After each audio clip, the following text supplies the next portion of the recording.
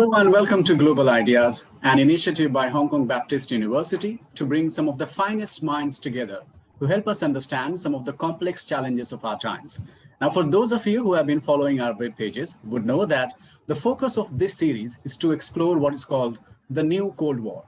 And in this particular episode, what we're putting under the lens is India-China relations. And to help us navigate through the complexities of India-China relations, we have an eminent guest all the way from India. We are delighted and privileged to be joined by Dr. Subramanian Swamy. Dr. Subramanian Swamy is a former Harvard professor. He's a 6-time member of Indian Parliament. He has been a Union Cabinet Minister.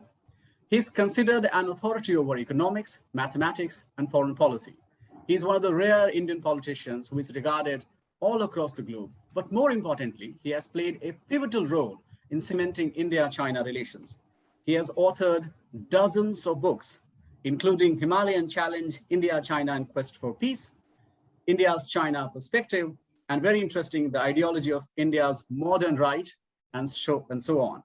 He's immensely popular on social media, where he famously says, "I give as hard as I get." Dr. Swamy, all the way from India, welcome to Global Ideas. Well, thank you very much.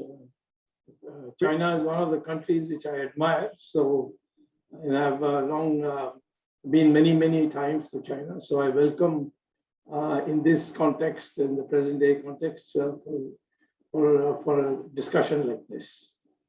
Thank you. We are also joined by Professor Daya Thusu. Professor Daya Thusu is a renowned global scholar of international communication. He is widely known for his extensive publications in the field of media and communications all over the world. He is the founder and managing editor of the Sage journal Global Media and Communication. He has written or edited 20 books and still counting. He has been a distinguished visiting professor and inaugural Disney chair in global media at Tsinghua University, Beijing, and currently teaches at the Hong Kong Baptist University here in Hong Kong. Professor Daya Thusu, welcome to Global Ideas. Thank you. We also have with us Mr. Vincent Wong. Mr. Wong is currently a PhD candidate at the Hong Kong Baptist University. He has 25 years of industry experience and is a pioneer in promoting solution journalism in Asia. He got an MBA and LLB from University of Cambridge and University of London, respectively. He is a keen observer of international relations and keeps a close eye, particularly in this part of the world. Vincent Wong, welcome to Global Ideas. Thank you. It's an honor to have me and Analash in today's discussion. Let's begin. All right, so let's begin the session. First question to Dr. Swamy in India. Dr. Swamy, how would you describe the new Cold War? Is it already happening there, or do you think it is general tug of war between the countries and it is yet to cross that threshold after which we can say, oh, the Cold War has begun? Dr. Swamy, over to you, sir. Well, the new Cold War really basically between two countries. They have the size, the GDP, and the military to be considered as in global terms. And one is the United States and the other is China. And the global war in the past was based on ideology, that is between the Soviet Union, which doesn't exist anymore, and the United States was based on ideology, military strength, displayed military strength. And I would say if there was any, these are all hardwares, but if there was any software, it was perhaps in disinformation. The present Cold War is far more sophisticated, and it is based on cyber warfare, electronics, artificial intelligence, which is developing state just now. And so therefore, it's a whole new ball game, so to speak. And at the present, I think only the United States and China qualified to be considered candidates for the Cold War.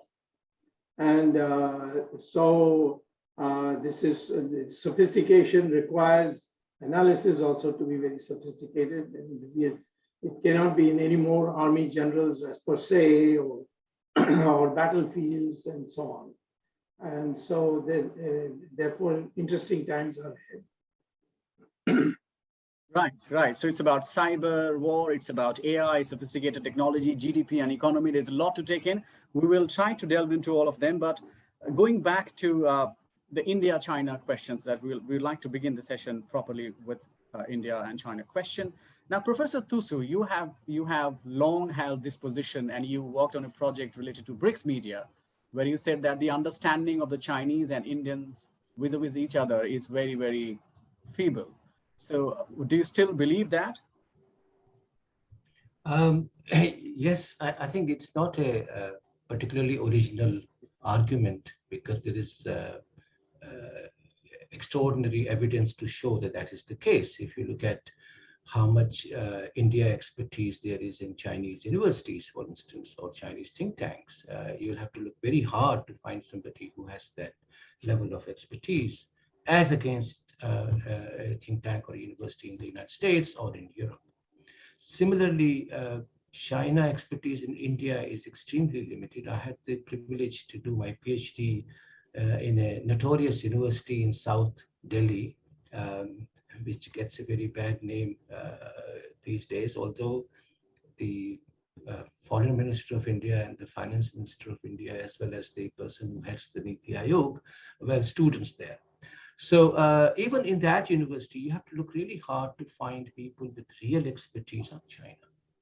So I'm saying this in front of Dr. Swamy, who is one of the rare individuals in Indian public life who has Mandarin expertise and China expertise, having taught Chinese courses in Harvard University. So that's the kind of at the intellectual level. But actually, if you think of mass media, something that's what I study, and you look at what kind of coverage does India receive in mainstream Chinese media and vice versa.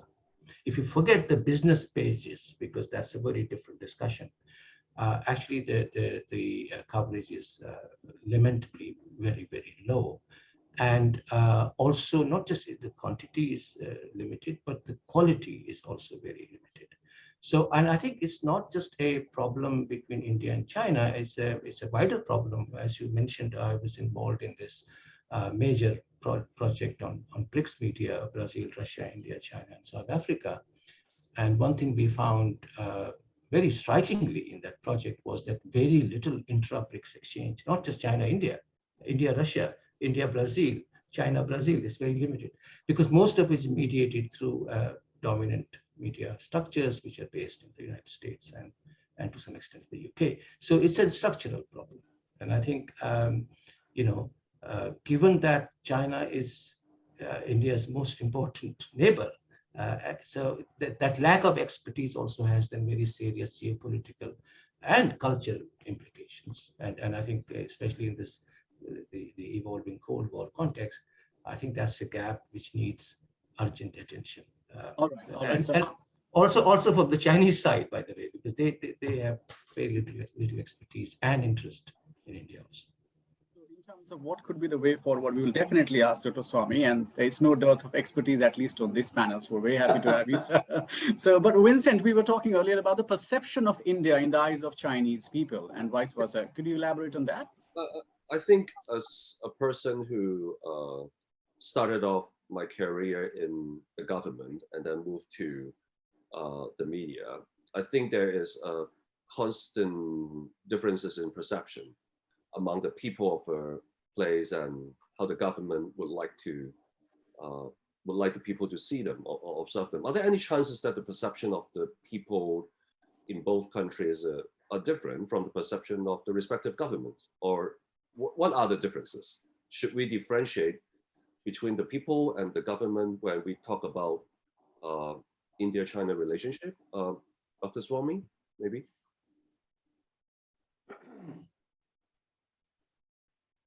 Well, is my voice loud enough to be heard? Because from your side, it's a little low in volume.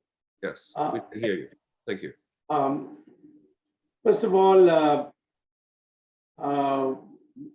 according to me, and I suppose anyone who has studied the issues, we have basically one difference between India and China. that is on territory. We have no problems. We have signed a treaty not once but twice that Tibet is part of China.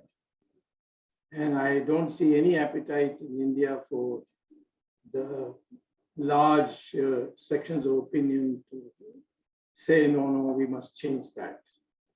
It's also not practical to change it according to me. So that's one. Second, on Hong Kong, we have taken the stand that Margaret Thatcher signed an agreement and things are moving according to that.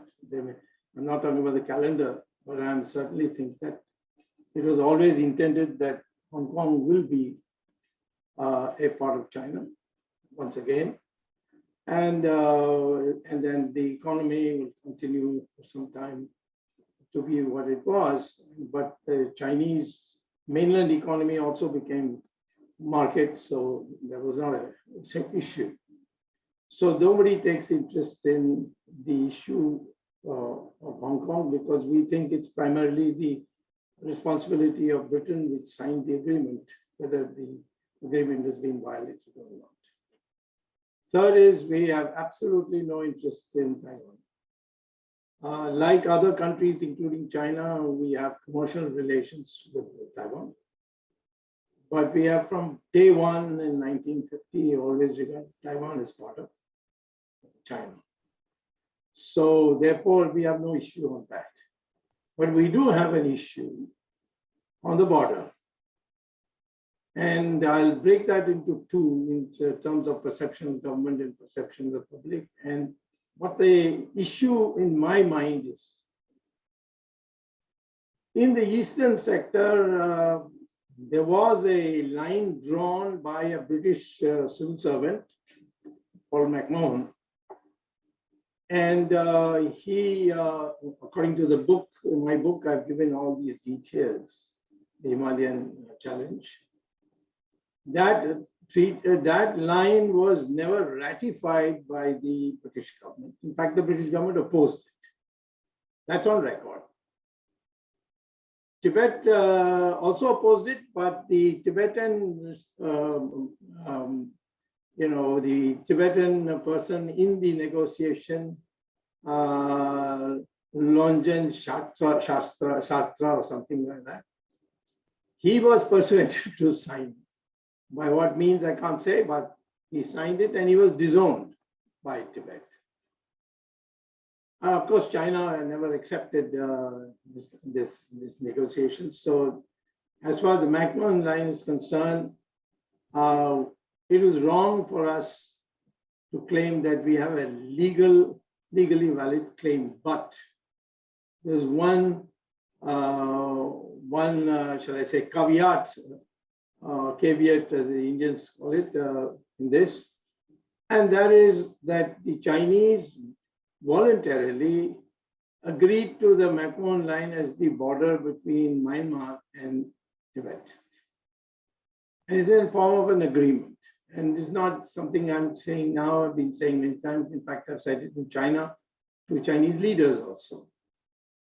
So if you have accepted with Myanmar without difficulty the McMahon line, I don't see why China should not accept the McMahon line for the rest of the line, which is in Arunachal, which divides Arunachal from Tibet. So this is one aspect on which Indian public doesn't know this, because the propaganda was let loose, the Chinese have let us down, this, that, and we're calling them brothers, and this, that, in order to protect Jawaharlal Nehru, who should have insisted before the Tibet 1954 agreement was signed, as his deputy prime minister in writing told him to do, to settle it. And then make the overall Tibet thing. Of course, nobody was against Tibet being taken over. And I get sometimes demonstrations outside my house from Tibetans because I say that throughout the history of the Dalai Lama, including this present Dalai Lama, he of course is a religious leader, is welcome in India every time. We are great believers in Buddhism. as we consider now, it is a part of the overall framework. So there, the Dalai Lama could not be appointed unless Beijing ratified it. Including this, even in the Chiang Kai-shek period, the present Dalai Lama, when he was anointed, he was ratified by Beijing. Right. The authorities. But Dr. Swamy, sorry to interject, but it was going back to the question of perception. If I got it correct, I'm saying the perception is that there is a difference between legality and reality. And that perception is what I was coming to, that the government has not been upfront in putting out what the legality is. And that would have modified greatly the reality as perceived. Right now, people think the Chinese are anti-religious, they're communists, and their poor Dalai Lama has been driven out of his country, all that, and that we mistakenly gave away Tibet. By the way, we gave away Tibet twice. Once when Nehru was there, and the other was when Vajpayee was there in 2003. He signed another treaty, which was much more extensive, including recognizing the division of Tibet into 4 provinces, of which 3 have been merged with neighboring neighboring states of China. So it's no use talking about perception and of the government and the people unless the legality issues is clarified. Okay, and people get angry with me, but I think we have an issue, and that is 1993. We drew a line called the line of control. Unfortunately, it was not drawn on the ground. It was just a map. I mean, so Dr. Swamy, Yeah. would it be fair to conclude on the basis of what you said that the perception also rises from how much information do normal people have, whether in India and China? And as student of media and communication, it's really important for us to understand how much information is being put out by the media and how much people understand on the basis of information put out there. But because you also keep going back to the issue of policy, you bring Jawaharlal Nehru, you talk about Dalai Lama and all. Yes. So let me ask you a question on policy, and Professor Tusu can come on this. Professor Tusu, I'll take you to this. I'll take this to you, and then probably you can Before answer you this. go, just one addition, very short addition. Perception on the legality, yes, it's flawed. But perception on the ground of what has happened since 2016, and especially in the last 2 years, that's something which government is not admitting to, but it has filtered to the public. The reality is with the public perception and not to the government.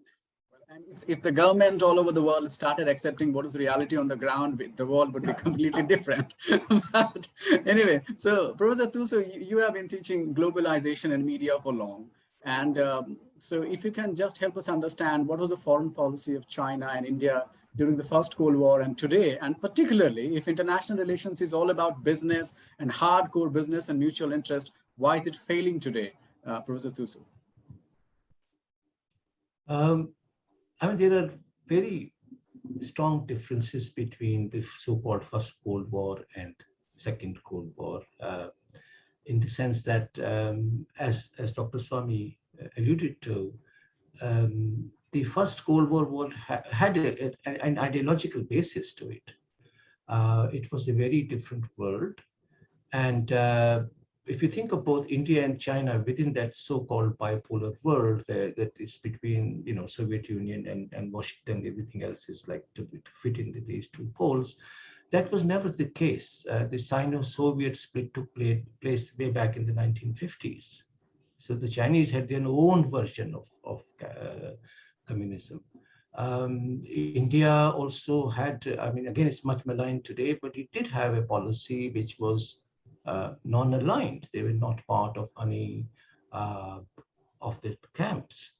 And I think we sometimes ignore this fact that precisely because we were not part of either of the camps, we had a certain autonomy, whether that is strategic autonomy or intellectual autonomy, that has retained in Indian universities, Indian discourse, Indian politics. And I think that's an important point to emphasize. And because of that, India did have a voice. It was not a very strong voice, but it had a voice to articulate that what was called the third world perspective in global affairs. In the current situation, it's a very different world. The rise of China is very significant, and its impact is felt everywhere, except including us in India. I think it's, although we talk about Cold War 2.0, it is still, more of an intellectual idea than the ground realities. As Dr. Swamy pointed out, it's really in US and China, and there are various reasons why it is mapping out in a certain way. But of course, it has implications for others. I mean, India, for instance, is increasingly being seen close to the West more broadly, and the United States in particular, and that creates a certain tension within the, say, think of an organization like BRICS or SCO, the Shanghai Cooperation Organization, where China and India sit together and discuss global affairs. And if they're seen as part of different blocks, not a concrete sense, but veering towards a particular position, that creates its own set of problems. So I think it's there are very interesting differences between the two versions of Cold War, and I would also say that the Cold War 2.0 is still very early, in very early stages, so it is unfair to make kind of definitive statements about it. And I think, as in the first Cold War, the Indian situation will still be, if you're not ambivalent, but would be slightly more autonomous. For simple reason, India is too big and too complex to be part of a very clear alliance. I think there are too many constraints, too many pressures. We are still buying a lot of our arms from Russia, for instance. We are still, I think it's sometimes we forget that, apart from China and Pakistan, India doesn't have very serious problems with any country. And for in these two cases also, there are very specific reasons why there might be issues. So I think I expect, this might be an optimistic view, I expect that that certain autonomy that existed in the first Cold War will continue to exist in case of India in the new version. Right. And Dr. Swamy began his answer by talking about the first question when I asked him. You talked about technology, AI, and we will definitely ask you. But before that, a quick response from Vincent. Let's talk about what is called the elephant in the room, the United States of America. And Vincent, and Swamy is laughing now. So Vincent, how do people in China see this India-China issue, particularly on social media? Because Swamy is very active on social media. So give a sense from your side. Yes, definitely. I think between the first Cold War and the so-called second Cold War, technology moved or advanced drastically. And I think some people in China, particularly social media users, believe or continuously discuss that the United States is the reason for the strained China-India relationship. Would you agree with that, or how would you react to social media views like that? I think the only thing that's responsible for the strained relations between the United States, between India and China at the people's level, is the fact that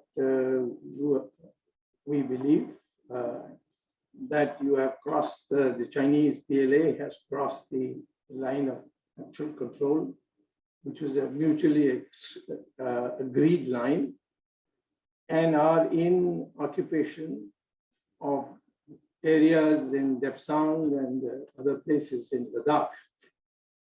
And we in India, the public is not in favor of negotiations at all.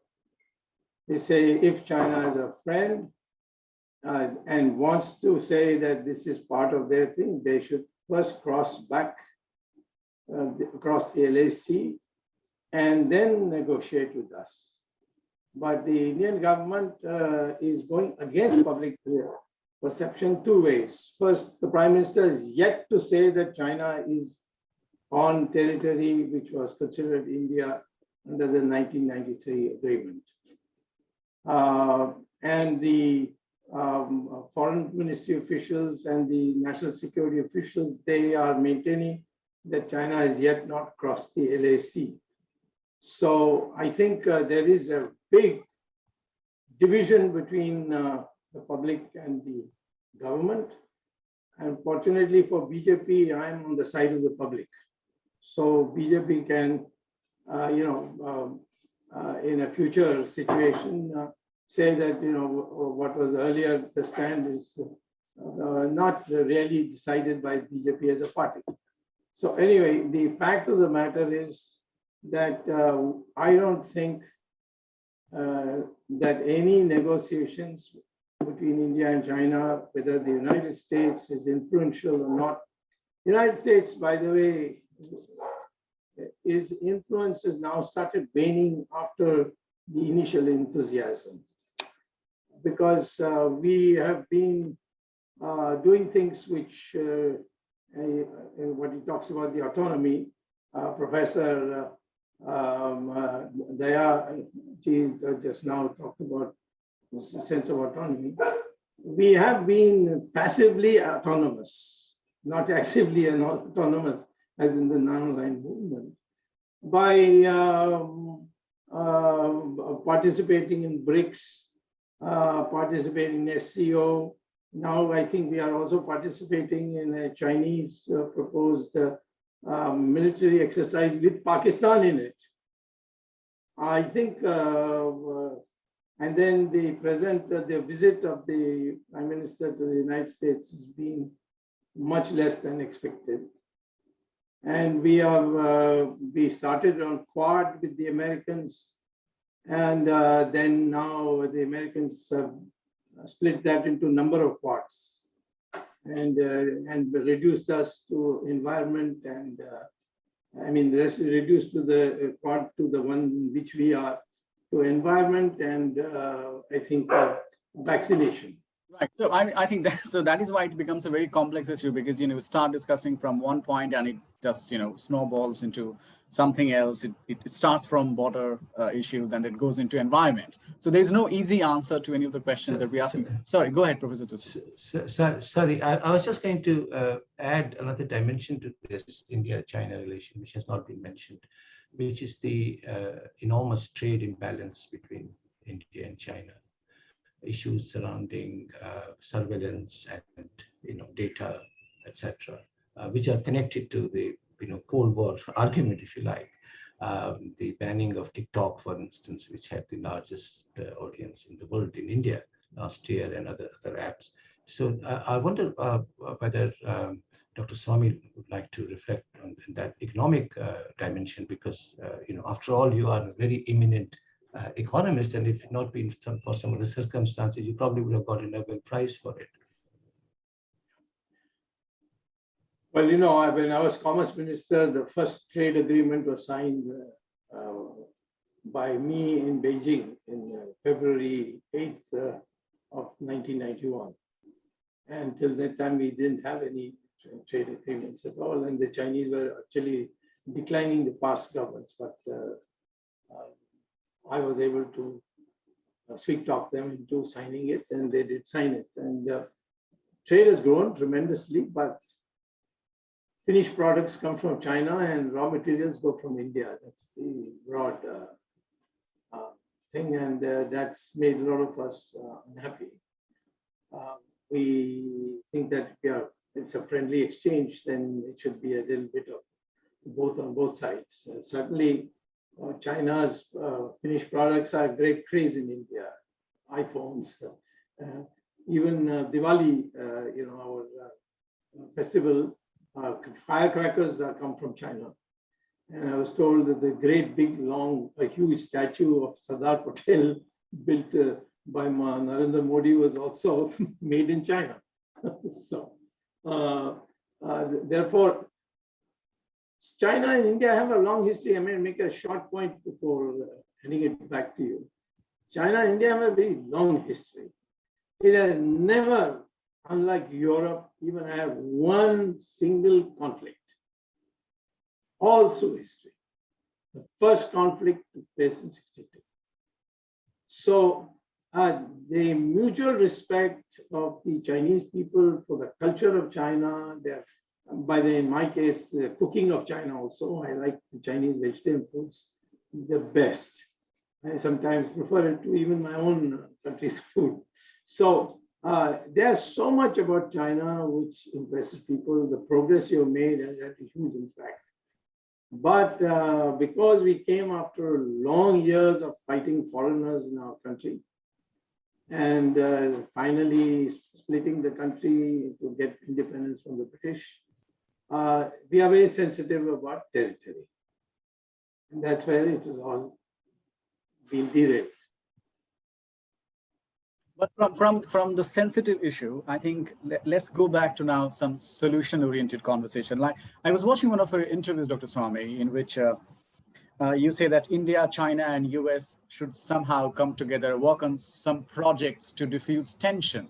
But some would say that is a normative position. You know, it's how it should be. But do you think it's realistic, Dr. Swamy? No, in the first decade of the 21st century, I held a conference in India where Harvard University scholars came, Tsinghua University scholars came. Many of my students at Harvard are now professors in Tsinghua. And I had a research institute in a university in Kerala. So we held it in Kerala, and it was taken very seriously. They were all top scholars who had connections with government and so on. So we have lost ground. There's no question about it. This triangular relationship, that is the best way without us being formally aligned with any of the other, but still having a common cause for world peace. So that has to come back, but for that, India has to recover, because the last 7 years of Mr. Modi's rule, our economy has performed pretty miserably. And I've written a book on it called Reset, which you might, if you send me your address, I'll send you a free copy, where I've talked about how the economy has literally gone one way down without any cycles. It's literally, and so now we are not considered anywhere near China.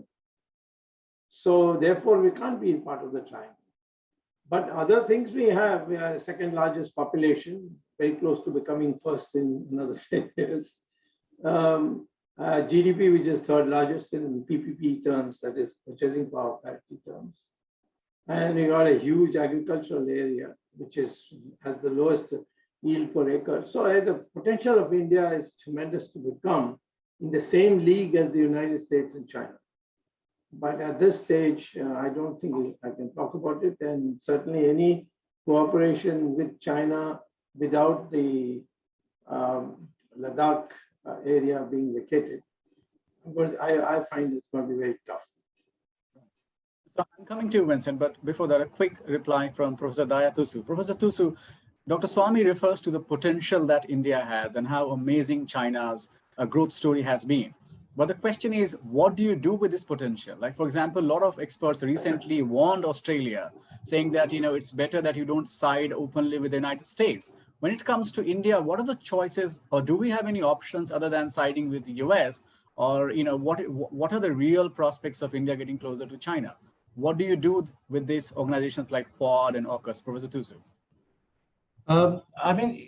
Quad, as Dr. Swamy already mentioned, it's not the most important grouping in the world, and especially with the latest development in terms of the nuclear submarine potential supply to to Australia, which also has, by the way, has implications on NPT, how it sort of violates the Nuclear Non-Proliferation Treaty. But that's a different discussion. The point is that, you know, India will always be, this is my view, I might be wrong. I don't think it can be a camp follower in the way, you know, European countries are to the United States. It will always have a certain amount of contestation, certain amount, for various reasons, including the level of our development. I think one thing that we perhaps could learn from China is how they've dealt with eliminating, or maybe it's a strong word, but considerably reducing extreme poverty. You know, they had at the beginning of 1990s, this is like 20 years after they had opened up their economy to international finance. They had 700 million plus people living in extreme poverty. At that time in India, that figure was about 300 million plus. Last year, China officially announced that they have eliminated extreme poverty.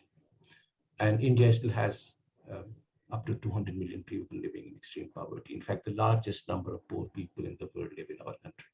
So there is something to be said, you know, is there something that we could learn from that model? Forget about the politics of it, but the actual change on the ground. I had the privilege to travel to rural China. I was when I was working in London, I was research advisor to the China Media Center for many years. And in that capacity, I had the privilege to go to China, lecture in various universities. Unlike Dr. Swamy, I don't have Mandarin. And unlike him, I'm also not that keen on Chinese food. But you know, but I did have that first-hand experience. It was not just organized by the party or the, you know, you could see the level of development that has reached even the poorest parts. So I think there's something that India should, and I've said this publicly in so many places, not to the, you know, not the best reception in India, for instance, especially in these days of nationalism. But it's an objective reality that if you have to compare yourself in terms of scale and scope, China is the only country you can compare. And China has delivered, we have not. So we have to ask, you know, despite this amazing democratic system, this whole tradition of debate and argumentation and fantastic people like Professor Swamy in public life, why have we not? So it's a fundamental question to ask. And I think, you know, so Quad and all these other things, they come much later. Fundamentally, if you want to be taken seriously globally, you got to deal with the most pressing problem, which is of economic governance, which is to make majority of Indian citizens live a decent life, which is what they deserve. Right, and I'm also not an expert on economy, but I simply follow Dr. Subramanian Swamy's social media profile, and he has tons of suggestions. And you don't have to be really an expert on economy to understand what he's saying really makes sense. And I remember particularly during the pandemic, Dr. Swamy, you said, why doesn't the ruling party open its headquarters for people to be quarantined or to be hospitalized there? And it simply made sense that, you know, when you were running out of hospital beds, that could be an obvious place of choice for people to be allowed to stay there. I'll ask about it, Dr. Swamy, about your suggestions to the government and why they are not paying heed to that.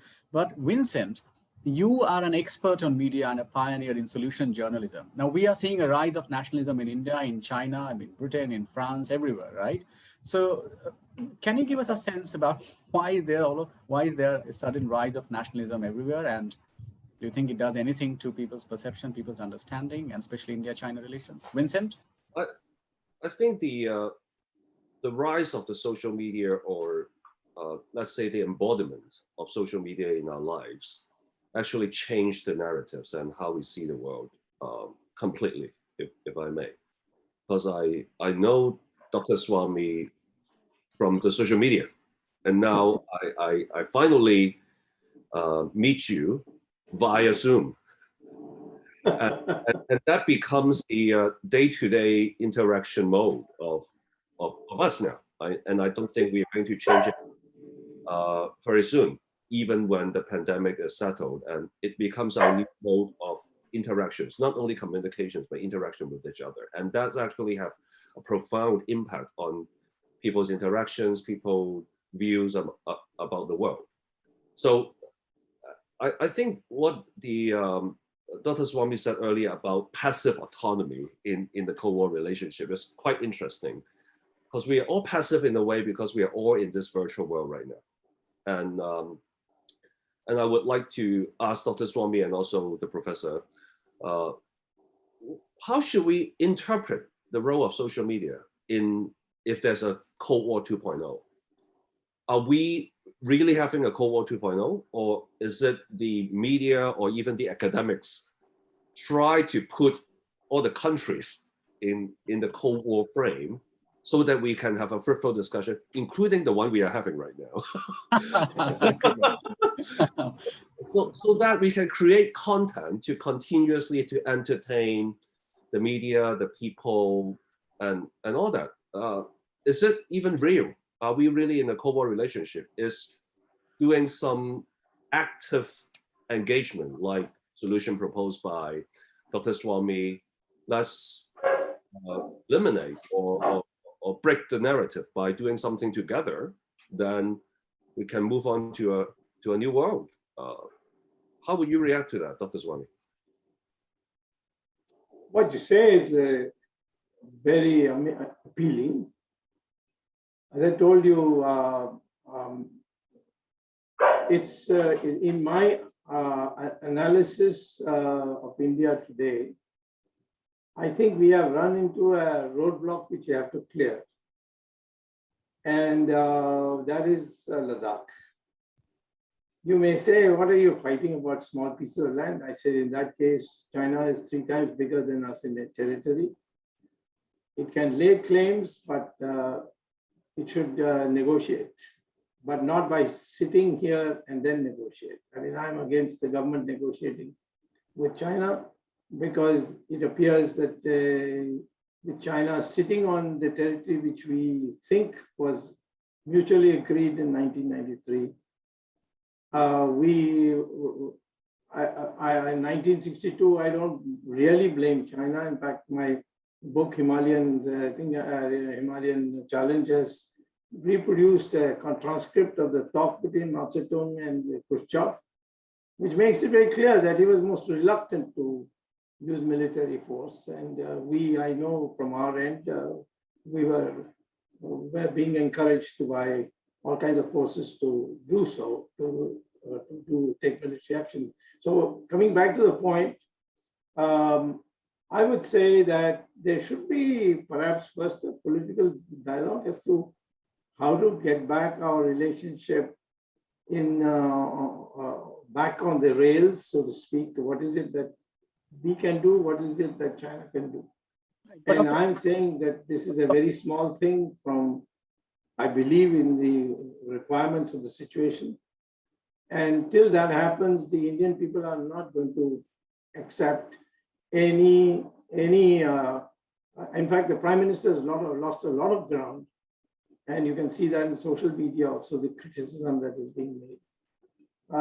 And nobody wants to be a junior partner of the United States either. So therefore, make it easy for us in India by doing the small things. Just pull back. Maybe the timing would be always very important, because at the moment we are nearing some elections and people will think that you have done it to help Mr. Modi to get re-elected. So perhaps you could delay that a bit. But certainly, I think without that, no progress between India and China's relations can take place. Vincent, you wanted to say something? Yeah, Dr. Swamy, if I may, you mentioned about passive autonomy in this role between the United States and China. But would China or US or even India would be, if I say, passive aggressive?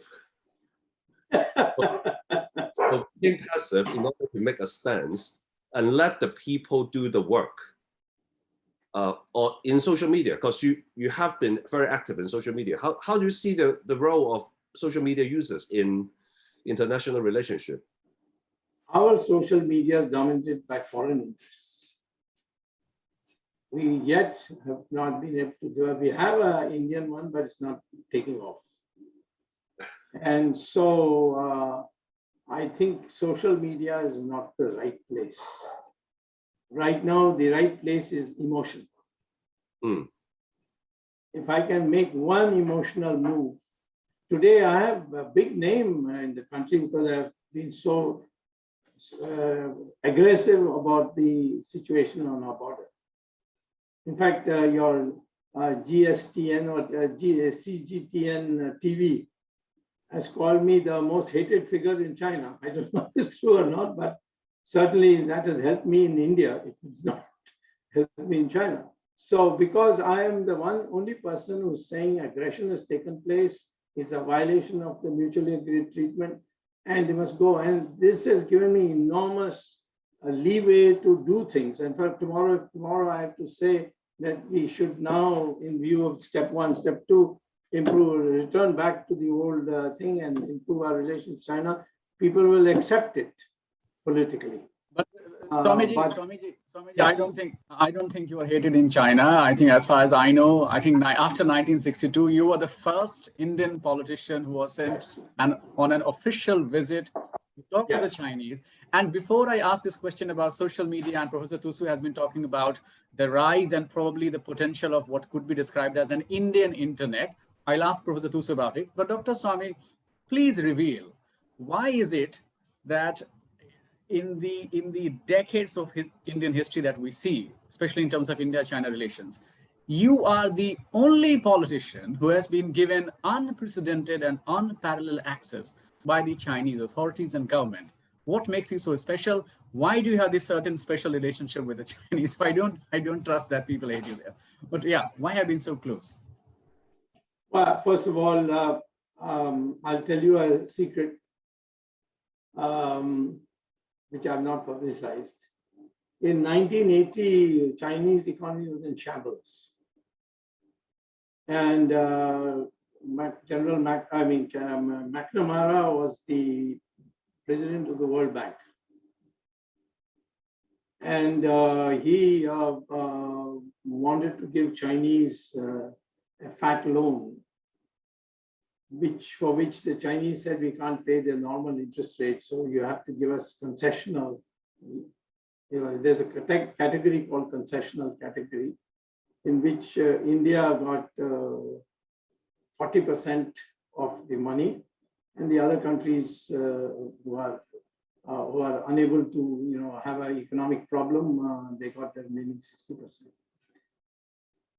So when that, so McNamara said this to Mrs. Gandhi, that we are going to share your 40% now with the Chinese. And she protested.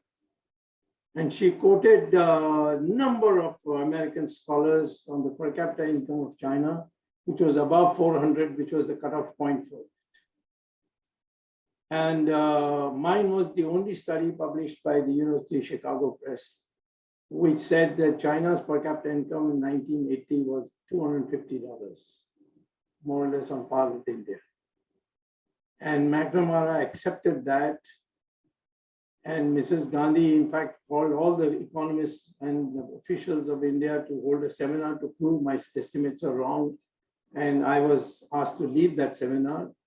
And I proved that what I said was based on Chinese data after correction for various prices and things like that.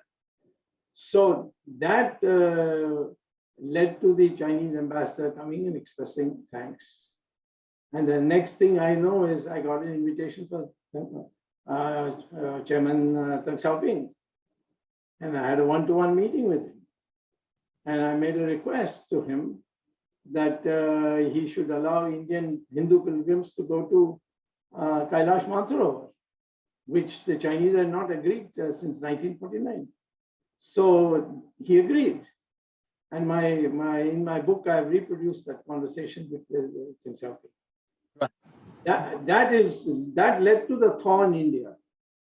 And therefore, the Chinese felt that here's a man who's, I think that's what they think. And of course, I had many Chinese students at Harvard who had come back to Tsinghua and Beijing and university and so on. So there was a lot of bonhomie. And I definitely think that I think you are the probably one of the rare politicians and authors from India who has an amazing and wonderful picture with a Chinese premier on his book. So okay. So but let's move on. If I can take 30 seconds to cite a Chinese proverb. Tiempo pa, tiempo pa, jopa, yangwei zi hui shou zhong gu hua. Which translated means don't fear the foreigner, don't fear the gods, but do fear don't fear the gods, don't fear the devil, but do fear the foreigner who can speak in Chinese. Yeah, that's a good one.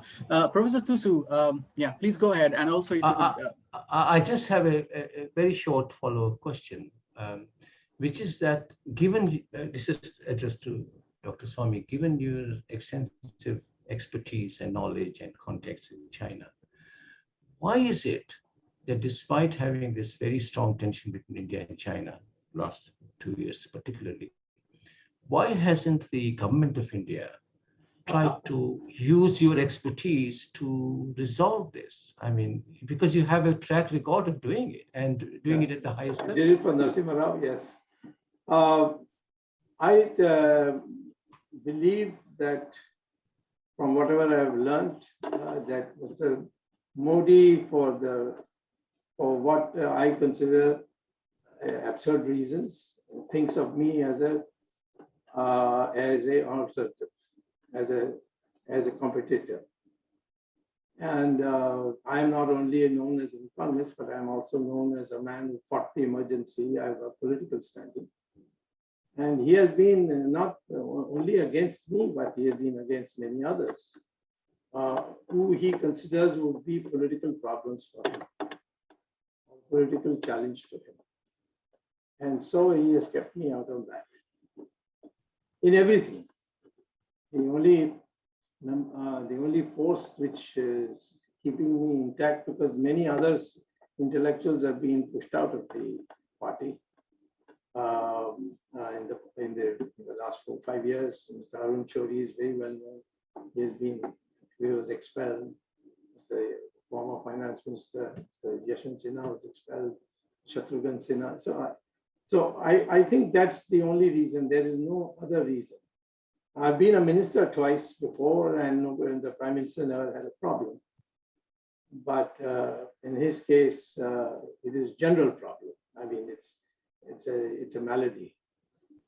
I think that, if one were to study the relations that Dr. Swamy has with his own party, one would have to create a whole department at a university, because it's nothing less than I mean, there was a wonderful letter written by the Indian Prime Minister on his birthday, and if one reads the letter, I mean, he has all the well wishes in the world for Dr. Swamy, and still he's not a part of the cabinet. So you just don't understand the relations. And unlike as long as I'm outside the party, he will be very nice. In fact, the first BRICS president was proposed by Modi to the BRICS committee, and I was selected, and I was offered the position. I declined to go. I said, left Harvard to come to India. I'm not going to go abroad again. So you are inside Hindu ideology, outside the government, inside the party, and outside the policy. So it's an interesting position. But Professor Daya Tusu, going to what Vincent alluded earlier about the role of social media and the role of social media in this wider Cold War 2.0 paradigm, you have been talking about India's internet, if ever that is going to be a possibility. Why do you keep focusing on India's internet? And what is your problem with the internet in the rest of the world? Professor Tusu, and then we'll go to Dr. Swamy. Well, India has the largest open internet in the world, because the Chinese one is not open. But unlike the Chinese one, Indian internet is not Indian in the sense that the platforms that Indians use are essentially American. The data goes to American companies. They have governance structures. They have the finance. The money goes to them. So I'm intrigued by why hasn't India been able to develop its own platform, given that it is seen as a major IT power. The two major companies in the world in this field, Microsoft and Google, are run by people who had their first degrees in India. So they are not American Indians, they're Indians who work in America. Like I'm Indian, I work in Hong Kong. That distinction is very significant. So why is it that we've not been able to develop an infrastructure which sustains an Indian internet? And I'm actually optimistic now because there is a very interesting convergence happening between a very pro-business government as well as major corporates. For example, Geo has transformed internet. So I feel in the next decade something emerging like an Indian internet will be there.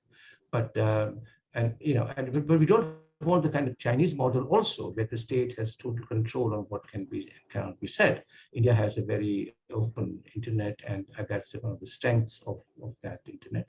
Although in terms of nationalism and discourses about whether it's about personalities or issues, often it gets extremely because it's unregulated. So all kinds of issues are in the public domain, which also has serious implications on perception, especially. There's a lot of, as you probably know, this whole idea of WhatsApp University, people getting informed about the world through forwarded messages from retired people. So that's another problem. So having a strong technology in the field of communication, Dr. Swamy, is it going to bring countries together, or is it going to further create more rift? And do you think that is going to be a problem in this new Cold War paradigm? Oh, it's a question of a new culture which has to be developed, of frankness. And see, the question of meeting frequently, Xi Jinping met Modi 18 times one-to-one over 6 years. And then Modi, internally in the party, we are told that Xi Jinping never told us that they had a dispute with us across the LAC. I don't know if it's true or not, but the fact is, the matter is, I haven't heard it directly from the Prime Minister, I've heard it from my party colleagues. So therefore, I think it's not enough to have communication media, but there must be a sense of frankness. And that was there I think in the 1980s when I went to China, all through when I used to go once a year for the World Peace Forum meeting of the Tsinghua University every year. And we used to have very frank discussion. But today, this all spin. So, and that gets multiplied as a multiplier effect on social media.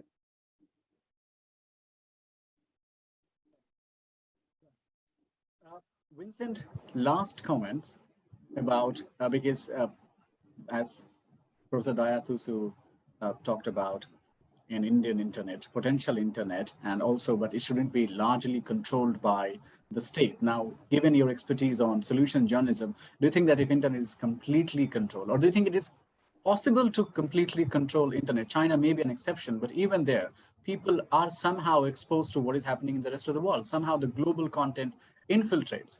Do you think that it is possible to completely cut the rest of the world and the flow of information in this day and age, Vincent?